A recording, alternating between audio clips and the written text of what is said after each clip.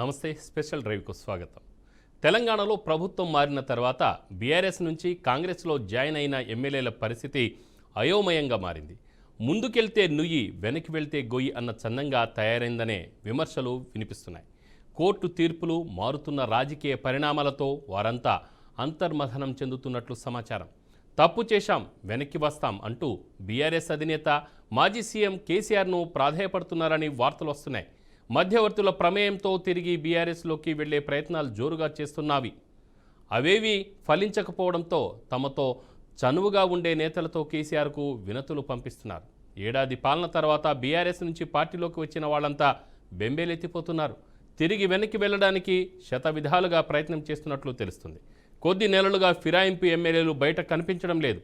దాదాపు వనవాసం పరిస్థితిని అనుభవిస్తున్నారు. మరోవైపు బీఆర్ఎస్ను దెబ్బతీసే ఎత్తుగొడలో భాగంగా వారిని ఆకర్షించిన కాంగ్రెస్ ఇప్పుడు వారికి సముచిత స్థానం కల్పించలేక, నిలబెట్టుకోలేక సతమతం అవుతున్నట్లుగా తెలిసింది.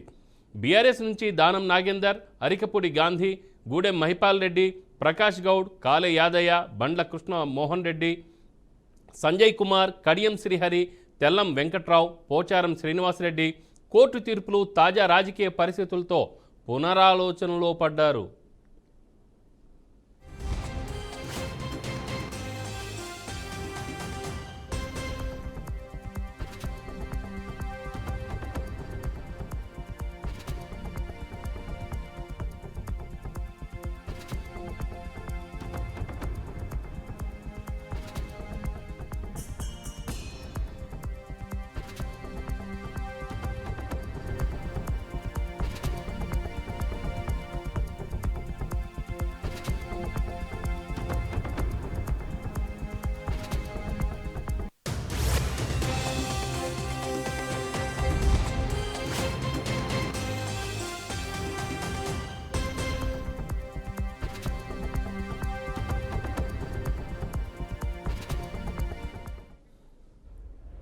ఏదో ఆశించి ఆ 10 మంది కాంగ్రెస్లోకి దూకేశారు. వారిలో కొందరు తెలివిగా కాంగ్రెస్ కండువాలు వేసుకోకుండా మేనేజ్ చేసుకున్నారు. దానం నాగేందర్ మాత్రం ఏకంగా సికింద్రాబాద్ కాంగ్రెస్ ఎంపీగా పోటీ కూడా చేసి ఓడిపోయారు. ఇప్పుడు పార్టీ ఫిరాయింపుల కేసుని బీఆర్ఎస్ సుప్రీంకోర్టు వరకు తీసుకువెళ్లగలిగింది. సుప్రీంకోర్టులో ఏ క్షణానైనా ఫిరాయింపు చేసిన ఎమ్మెల్యేలకు వ్యతిరేకంగా తీర్పు రావచ్చనే వాదన బాగా వినిపిస్తోంది. పార్టీ ఫిరాయించిన 10 మంది ఎమ్మెల్యేలకు సుప్రీంకోర్టు నుంచి నోటీసులు కూడా వచ్చాయి. ఏ క్షణాన్నైనా వీళ్లపై వేటు పడవచ్చని ఊహాగానాలు కూడా ఎక్కువయ్యాయి.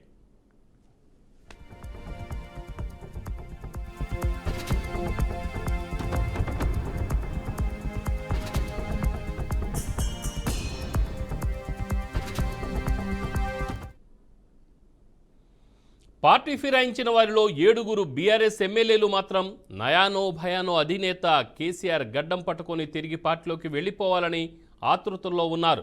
కొందరు ముందు జాగ్రత్తగా కేసీఆర్కు వ్యతిరేకంగా ఎటువంటి కామెంట్స్ చేయకుండా జాగ్రత్త పడ్డారు.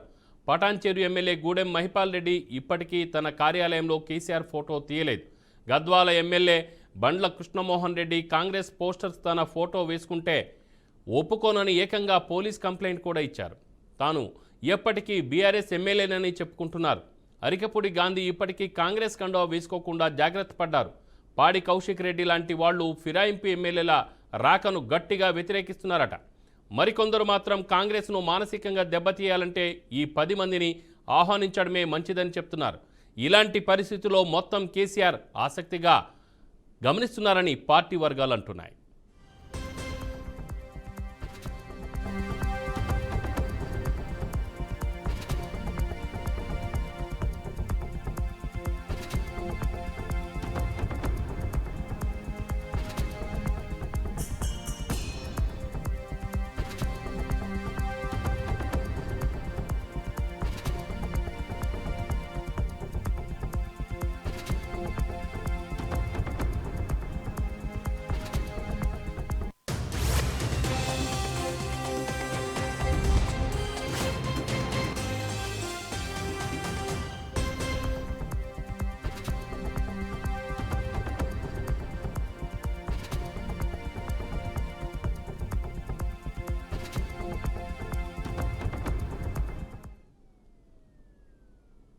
దీనిపై మరింత సమాచారం నల్గొండ నుంచి శ్రీనివాస్ అందిస్తారు.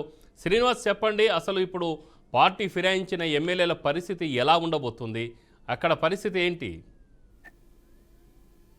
మార్నింగ్ రావడం తెలంగాణ వ్యాప్తంగా కాంగ్రెస్ పార్టీ నూతనంగా బాధ్యతలు చేపట్టిన తర్వాత గతంలో ఉన్నటువంటి బీఆర్ఎస్ పార్టీ ఎమ్మెల్యేలు గెలిచిన వారు కాంగ్రెస్ పార్టీలోకి చేరడం జరిగింది. కొంతమంది అయితే కాంగ్రెస్ పార్టీలో చేరారు, కానీ కాంగ్రెస్ పార్టీ కండువ కప్పుకోకుండా కూడా మేనేజ్ చేసుకొని కాంగ్రెస్ పార్టీకి అనుగుణంగా ఉంటామని సీఎం రేవంత్ రెడ్డితో కలిసి వాళ్ళకి సంబంధించిన సన్నిహితులతో రాయబారం జరిపి కలిసి ఉన్నటువంటి పరిస్థితి. ప్రధానంగా చూసుకున్నట్లయితే ఎవరైతే పార్టీ మారారు, గతంలాగా పార్టీలు మారిన వారిని గతంలో అనేక పార్టీ బీఆర్ఎస్ లో ఉన్నటువంటి విషయాలలో ఎవరు కోర్టుకు వెళ్ళలేదు. కానీ ఈసారి బీఆర్ఎస్ పార్టీ ఏకంగా మా పార్టీకి సంబంధించినటువంటి వాళ్ళని ఫిరాయింపు చేసింది. దీనికి సంబంధించిన చర్యలు తీసుకోవాలని, చట్టపరమైన చర్యలు తీసుకోవాలంటూ కూడా కోర్టును ఆశ్రయించినటువంటి పరిస్థితి. అలాంటి కోర్టును ఆశ్రయించిన క్రమంలోనే పూర్తి స్థాయిలో బీఆర్ఎస్ పార్టీకి ఒక పార్టీ అయితే వచ్చిందని చెప్పవచ్చు. ప్రధానంగా చూసుకున్నట్లయితే 10 మంది ఎమ్మెల్యేలు, 8 మంది ఎమ్మెల్యేలు బీఆర్ఎస్ పార్టీకి సంబంధించిన వాళ్ళు తిరిగి తమ గూటికి వస్తాము, మేము వెళ్ళలేదు, కాకపోతే వాళ్ళు స్థానికంగా ఉన్నటువంటి ప్రజాప్రతినిధులు వాళ్ళందరూ కలిసి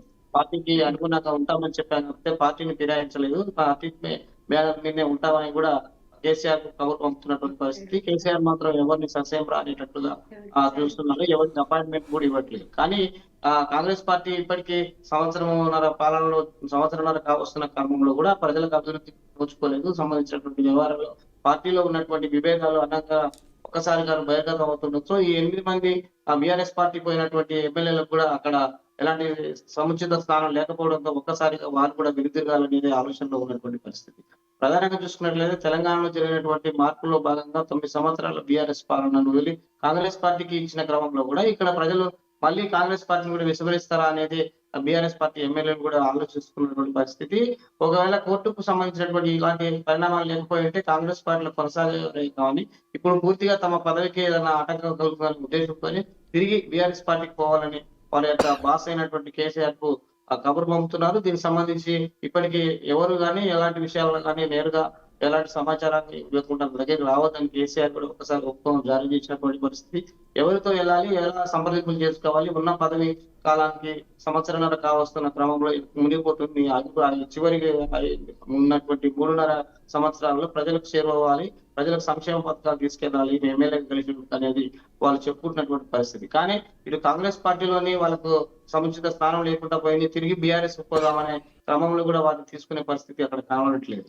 ఇది తెలంగాణలో ఉన్నటువంటి బీఆర్ఎస్ పార్టీకి గెలిచినటువంటి ఎమ్మెల్యేలు కాంగ్రెస్ పార్టీలో పోయిన తర్వాత ఉన్నటువంటి తాజా పరిస్థితి. వారితో పాటు మిగతా ఎమ్మెల్యేలు కూడా దానం నాగేందర్ తో పాటు సికింద్రాబాద్ జోన్ లో కూడా అనేక మంది ప్రజాప్రతినిధులతో పాటు వెళ్ళినటువంటి పరిస్థితి, వారికి కూడా ఇదే పరిస్థితి ఇప్పుడు కొనసాగుతుంది. ఏదేమైనప్పటికీ రామారావు, తెలంగాణ వ్యాప్తంగా జరుగుతున్నటువంటి రాజకీయ పరిణామాల్లో ఏదో ఒక అలజడి అయితే మాత్రం జరుగుతుంది. ఆ అలజడి ఎవరిపై ఉంటుంది, ఏ పార్టీలపై కోణంపై వెళ్తుంది అనేది కూడా రాజకీయ విశ్లేషకులు పెద్ద ఎత్తున చర్చ కూడా జరుగుతున్నటువంటి పరిస్థితి. నిన్నగాక మన జరిగినటువంటి రాజకీయాలే కాకుండా మన జరిగినటువంటి ఎమ్మెల్సీ ఎన్నికల్లో కూడా పూర్తి స్థాయిలోనే రాజకీయాలకు అనుగుణంగా కాకుండా రాజకీయాలకు వ్యతిరేకంగా కూడా రిజల్ట్ వచ్చినటువంటి పరిస్థితి టీచర్ ఎమ్మెల్సీలో నిన్నగాక మనం చూసాం.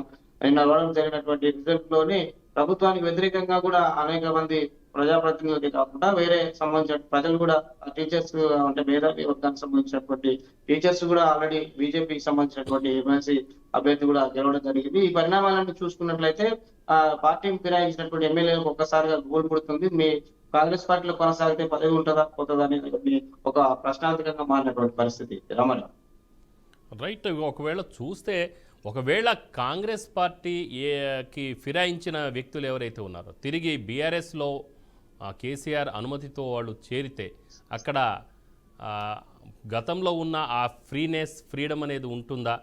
ఒకవేళ కాంగ్రెస్ నుంచి మళ్ళీ వాళ్ళు బీఆర్ఎస్ సొంత గూటికి వెళ్ళిపోతే కాంగ్రెస్కి ప్రజల్లో ఒక బ్యాడ్ ఇంప్రెషన్ పడే అవకాశం ఉందా లేదా?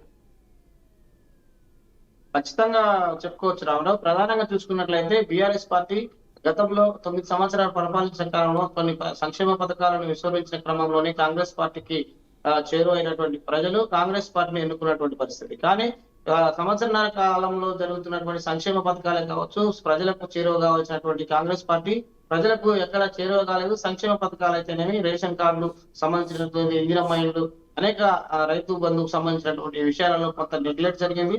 ఇప్పటికీ సంవత్సరన్నర కాలంగా వేచి చూస్తున్నటువంటి ప్రజలు రానున్న రోజుల్లో కాంగ్రెస్ పార్టీని విస్మరిస్తారనేది రాజకీయాల చర్చల్లో కావచ్చు, ప్రజల్లో కూడా ఒక చర్చ అయితే కొనసాగుతుంది. ఇది రాజకీయ నాయకులు కూడా ఒక అసహనం అయితే ఉన్నది.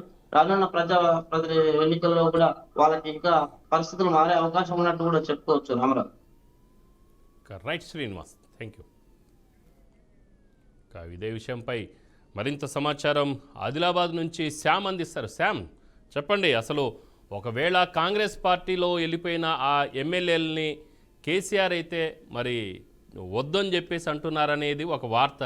ఒకవేళ ఆయనకు బాగా సన్నిహితంగా ఉన్న వ్యక్తుల ద్వారా గనక ఆయన కన్విన్స్ అయిపోయి వీళ్ళని తిరిగి చేర్చుకుంటే పరిస్థితి ఎలా ఉండనుంది?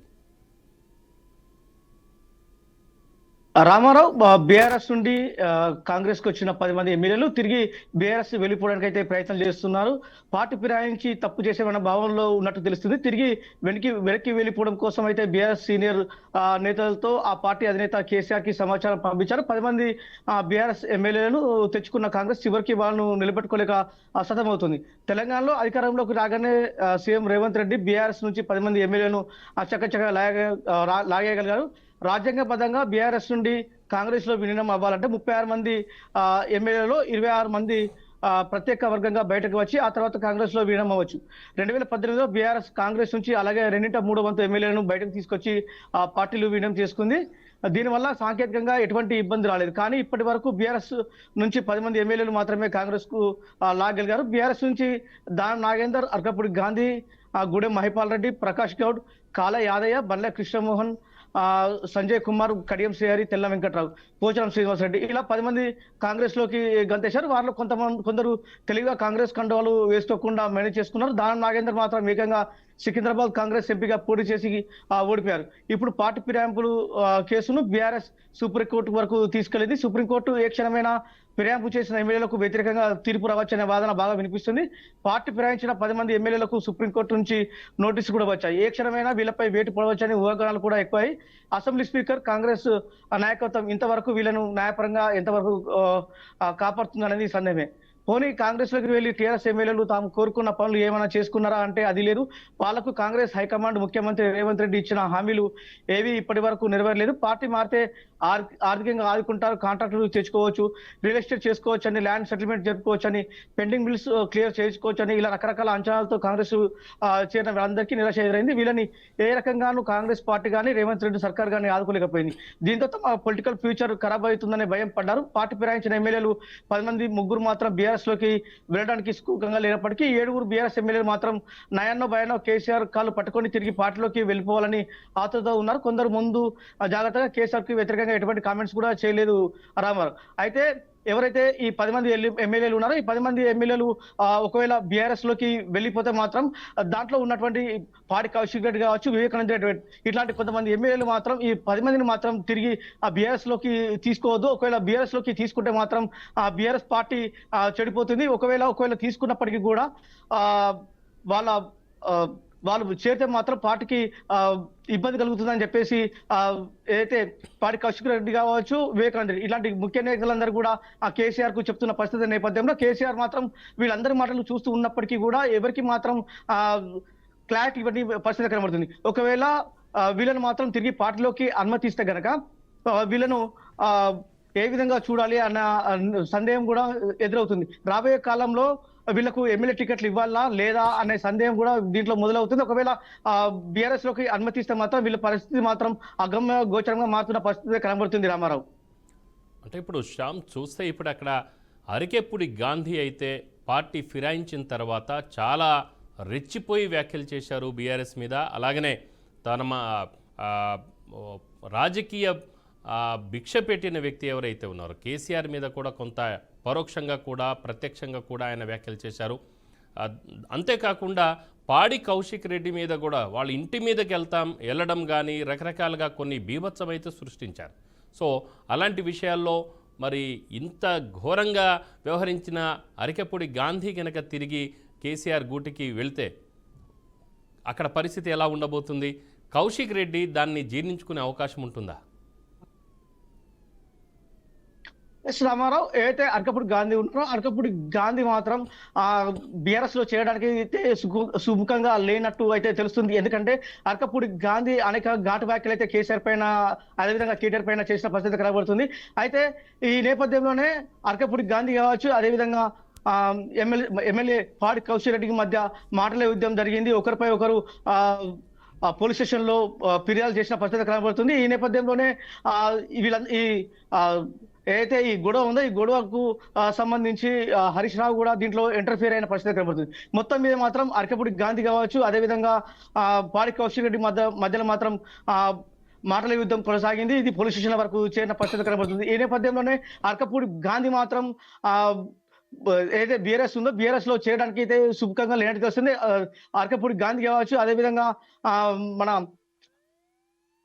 కడియం శ్రీహరి కావచ్చు, ఇలాంటి అదే విధంగా పోచాం శ్రీనివాస్ రెడ్డి కావచ్చు, ఈ విధంగా ఈ ముగ్గురు మాత్రం బీఆర్ఎస్ లో చేయడానికి సుముఖంగా లేనట్టయితే తెలుస్తుంది. మిగిలిన 7 ఎవరైతే ఉన్నారో గూడెం భయపాల్ రెడ్డి కావచ్చు, ఇలా కొంతమంది మాత్రం బీఆర్ఎస్ లో చేరడానికి ముమ్మర ప్రయత్నాలు చేస్తున్న పరిస్థితి కనబడుతుంది. ఈ నేపథ్యంలోనే పాడి కౌశిక్ లాంటి వాళ్ళు కొంతమంది ముఖ్య నాయకులు మాత్రం వీళ్ళని మాత్రం తిరిగి బీఆర్ఎస్ లోకి చేర్చుకోవడానికి సుముఖంగా లేనట్టు అయితే తెలుస్తుంది.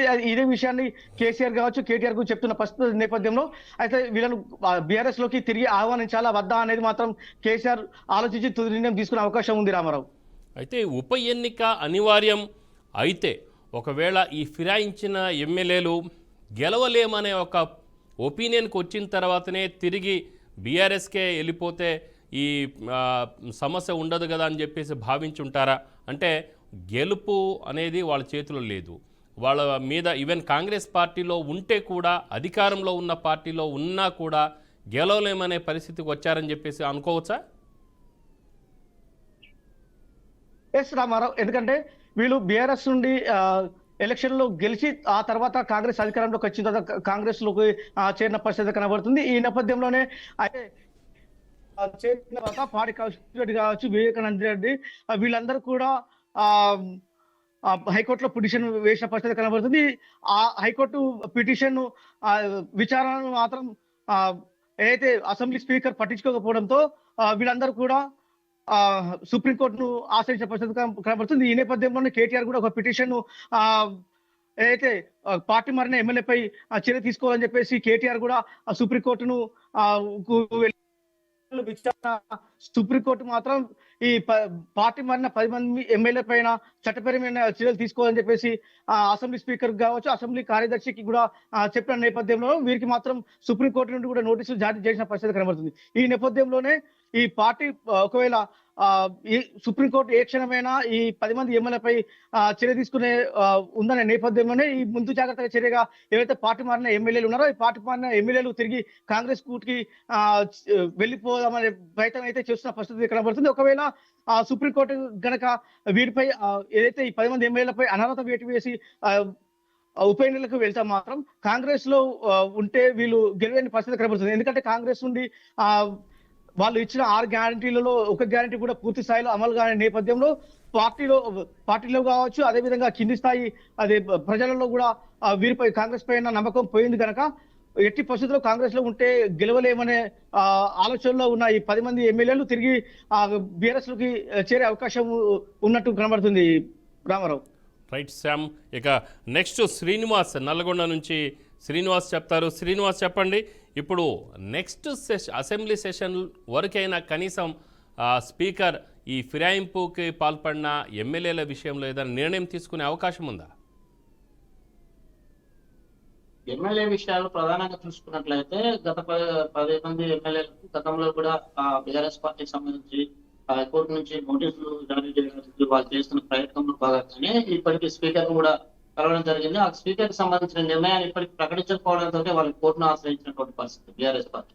దీనికి సంబంధించిన పూర్తి స్థాయిలోనే ఒక పూర్తిగా కమిటీ కూడా వేసుకున్నారు. బీఆర్ఎస్ సంబంధించినటువంటి లీడర్ సంబంధించినటువంటి కూడా బీఆర్ఎస్ భవన్ లో కూడా ఒక కమిటీకి సంబంధించి జరిగింది. దీనికి సంబంధించి పెద్ద ఎత్తున వాళ్ళు కోర్టుకు సంబంధించి ఆ కోర్టు నుంచి వీటిని ఎప్పుడు రిజాల్వ్ చేయాలనేది వాళ్ళు బీఆర్ఎస్ పార్టీ ఉన్నారు. ఇప్పటికీ స్పీకర్ మాత్రం వీటిపై ఎలాంటి నోటీసులు కానీ ఇలాంటి జారీ చేయలేదు. ఇవి జారీ చేసినట్టుంటే వాళ్ళు కోర్టు గారు ఆశ్రయించే వారు కూడా అక్కడ రాజకీయ వర్గాలు చర్చించుకున్న పరిస్థితి. రామారావు అయితే శ్రీనివాస్, ఇప్పుడు వీళ్ళు తిరిగి బీఆర్ఎస్కి వస్తే అక్కడ ఆల్రెడీ ఆశావాహులు ఉన్నారు. అంటే ఇతని తర్వాత నేనున్నానని చెప్పేసి అనుకునే నెక్స్ట్ నేను కూడా ఎమ్మెల్యేగా నాకు అవకాశం వస్తే పోటీ చేస్తాను అనుకునే వ్యక్తులు కూడా ఉంటారు కదా.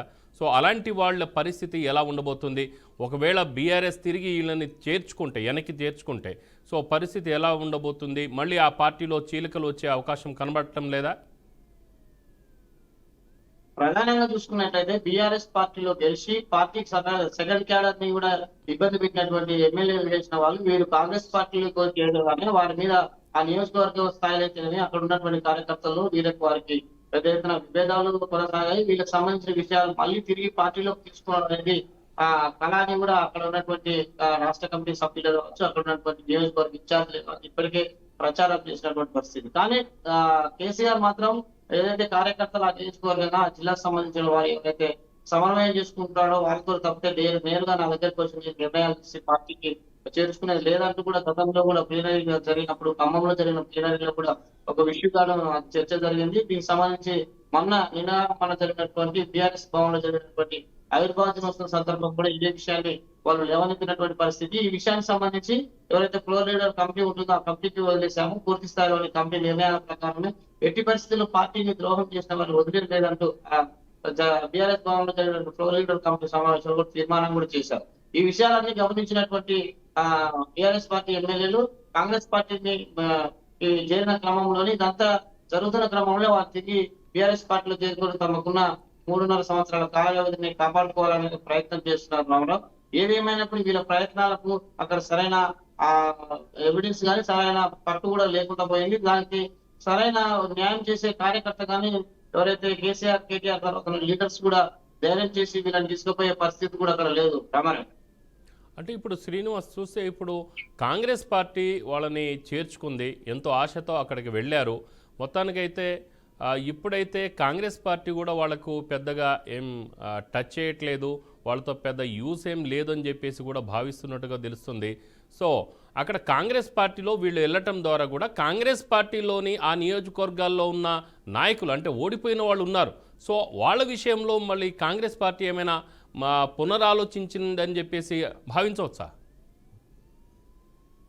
రామారావు, ప్రధానంగా చూసుకున్నట్లయితే బీఆర్ఎస్ పార్టీ గెలిచిన క్రమంలో కూడా కాంగ్రెస్ సంబంధించినటువంటి వారిని ప్లాన్ గా తీసుకొని లీగల్ గా ఉన్నటువంటి కమిటీ సభ్యులు తీసుకొని దాన్ని కమిటీ ఫిల్ చేసిన తర్వాతనే బీఆర్ఎస్ పార్టీలో తీసుకున్నారు. వాళ్ళకు లీగల్ గా ఏదైనా ప్రాబ్లం రాకుండా కూడా పార్టీని ఇబ్బంది పెట్టకుండా జరగాల్సిన విషయాలన్నింటినీ చూస్తున్నారు. కానీ వీళ్ళు ఆ 10 మంది కాకుండా మిగతా వారు కూడా వస్తారని ఒక రూట్ మ్యాప్ వేసుకున్నారు తప్పితే ఈ 10 మందితో ఇక్కడ ఆగిపోయారు. రావాల్సిన మంది రాకపోవడంతో వీళ్ళకి కమిటీ కానీ దీనికి సంబంధించినటువంటి ఏదైతే పార్టీకి సంబంధించినటువంటి సమన్వయ కమిటీ ఉంటుందో ఆ కమిటీలోని వీళ్ళకి టెక్నికల్ ప్రాబ్లమ్స్ రావడం వల్లనే ఇదే అదనంగా చూసి బీఆర్ఎస్ పార్టీకి సంబంధించిన వాళ్ళు కోర్టును ఆశ్రయించినటువంటి పరిస్థితి.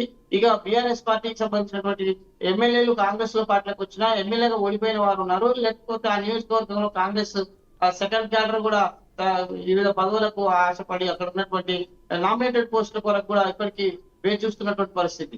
ఈ ఎమ్మెల్యే స్థానంలో ఉన్నటువంటి వారు ఇక్కడికి వచ్చినట్లయితే వీళ్ళకి సంబంధించిన అనుచరులకు ఇవ్వాల్సి వస్తుంది. పార్టీలో గందరగోళమైన పరిస్థితి ఏర్పడుతుంది. ఇప్పటికే కాంగ్రెస్ పార్టీలోని 2 వర్గాలుగా చెప్తున్నటువంటి పరిస్థితి. బీసీ వాదంతో ఒకరు వెళ్తుంటే రెడ్డి నామిరెడ్డి గారు లొల్లి మాత్రం జరుగుతుంది. ఇప్పటికే రాష్ట్ర స్థాయిలో పిసిసి కూడా ఒక ఇన్ఛార్జి మార్చారు. దీనికి సంబంధించి కేంద్ర స్థాయిలో కూడా తెలంగాణ కాంగ్రెస్ పార్టీ మీద ఒక బ్యాడ్ ఇంప్రెషన్ అయితే ఉంది. ఇక్కడ ఉన్నటువంటి వ్యవహారాల ఇన్ఛార్జి కూడా మార్చినటువంటి పరిస్థితి. ఇదంతా ఆ గందరగోళం ఉన్న పరిస్థితిలో కాంగ్రెస్ పార్టీ తీసుకున్న బీఆర్ఎస్ ఎమ్మెల్యేలకు న్యాయం జరుగుతుందని అనుకోవట్లేదు. వాళ్ళకి సంబంధించిన విషయాలు కూడా ఏదైనా ఉంటే సానుకూలంగా స్థానిక కార్యకర్తలతో సమన్వయం చేసుకోవాలి తప్పితే ఓ నిర్ణయాలు తీసుకోవద్దనేది కూడా ఇప్పటికీ వాళ్ళకు ఒప్పు కూడా జారీ చేసినటువంటి పరిస్థితి Ramarao. Right Srinivas, thank you.